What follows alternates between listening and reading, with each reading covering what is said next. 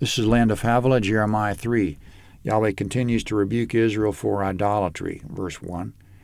They say, if a man puts away his wife, and she goes from him, and becomes another man's, should he return to her again? Wouldn't that land be greatly polluted? But you've played the prostitute with many lovers, yet return again to me, says Yahweh. Lift up your eyes to the bare heights and see. Where have you not been lain with? You've sat waiting for them by the road as an Arabian in the wilderness. You've polluted the land with your prostitution and with your wickedness.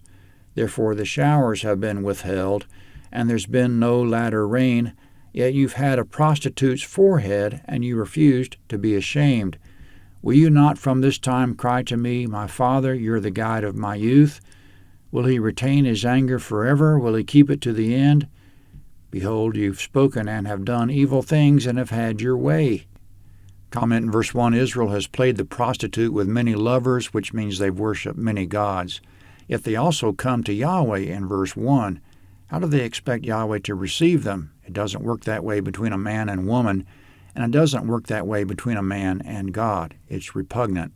In verse 2, lift up your eyes and find any bare height where you haven't been lain with, any place you haven't given yourself to other gods. Idolatry is absolutely everywhere. In verse 2, Arabians had a reputation for lying in wait by the wilderness road and jumping out on whoever passed by. In the same way, Israel jumps on every god. They've polluted the land with idolatry. In verse 3, therefore God has withheld rain, yet Israel has a prostitute's forehead, which means they've been hard-headed. Drought hasn't gotten their attention. They refuse to be ashamed. In verses 4 and 5, God will have no option but to send them something worse. When he does, they'll call on him, showing they knew all along that he was God, and suddenly they'll expect him to respond. They'll call him Father. They'll call him the God of their youth, which means he was their God in the early days of the nation. They'll ask, will he retain his anger forever? It'll make their present behavior seem so inappropriate. In verse 5, when disaster strikes, God will say, you had your way, you got what you chose. Coming up, Yahweh spoke again to Jeremiah on the same topic. Verse 6. Moreover, Yahweh said to me in the days of Josiah the king, have you seen that which backsliding Israel has done? She's gone up on every high mountain and under every green tree, and has played the prostitute there. I said after she had done all these things, she'll return to me, but she didn't return, and her treacherous sister Judah saw it. I saw when, for this very cause that backsliding Israel had committed adultery, I had put her away and given her a certificate of divorce, yet treacherous Judah, her sister, had no fear, but she also went and played the prostitute. Comment in verses 6 to 8, Yahweh recounts recent history. The northern kingdom called Israel was idolatrous, therefore Yahweh expelled them from the promised land. He sent them into Assyrian captivity. The kingdom of Judah watched it happen. They had a front row seat, yet they learned nothing. They didn't forsake the idolatry that got Israel deported. They kept prostituting themselves to other gods. Verse 9. Because she took her prostitution lightly, the land was polluted, and she committed adultery with stones and with wood. Yet for all this, her treacherous sister Judah hasn't returned to me with her whole heart, but only in pretense, says Yahweh. Comment in Jeremiah's time, King Josiah reformed Judah with all his might. 2 Kings 23. He demolished all the idols in Judah he could find. But in verse 10, the people weren't with him. They only cooperated with him in pretense. In their hearts they wanted their idols back.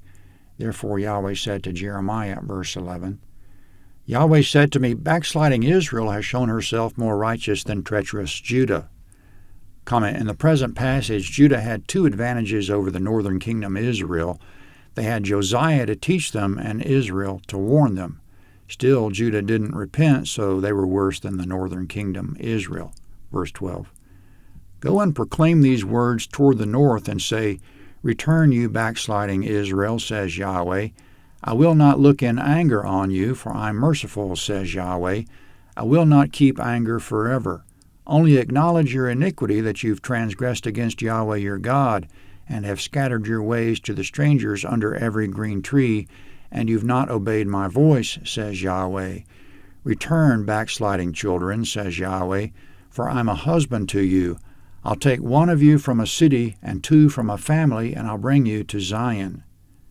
Comment, a few Israelites from the northern kingdom escaped the Assyrian deportation. Somehow they managed to stay put in the land, but they were very few. 2 Kings 17, 18-23, and 2 Chronicles 30, 6-11. In verses 12-14 we just read, Yahweh says to them, Return to me, and I'll no longer be angry with you. Only acknowledge your iniquity. I'll take one of you from a city, two from a family, and bring you to Zion. The number who take him up on it will be just a fraction of a fraction. But a few will, and coming up, Yahweh will multiply their descendants. In a coming age, those descendants will live in the Zion of the millennium. Verse 15, I'll give you shepherds according to my heart, who will feed you with knowledge and understanding. It will come to pass when you're multiplied and increased in the land in those days, says Yahweh. They'll no longer say the ark of Yahweh's covenant. It will not come to mind. They won't remember it. They won't miss it, nor will another be made. At that time they'll call Jerusalem Yahweh's throne, and all the nations will be gathered to it, to Yahweh's name, to Jerusalem. Comment in verses 15-17, Yahweh promises he'll multiply the remnant of the northern kingdom. In an age to come, their multiplied descendants will live in the Zion of the millennium. God will give them shepherds with knowledge and understanding, meaning he'll give them good teachers. They'll no longer have a desire for the Ark of the Covenant because Yahweh will be there on his throne. The Ark was only a copy and likeness of the throne, but in those days Yahweh's actual throne will be there. His continual presence will be there. As exciting as the Ark was, this is much more exciting. Speaking of those multiplied descendants, still in verse 17, they'll no longer walk after the stubbornness of their evil heart. In those days the house of Judah will walk with the house of Israel, and they'll come together out of the land of the north to the land that I gave for an inheritance to your fathers. Comment in verse 18, Yahweh will gather the house of Judah and the house of Israel from the land of the north to live in the promised land. Apparently at some point they were dispossessed from the promised land, being scattered to regions northward, and who knows how long they were there, how many generations they're going to be there.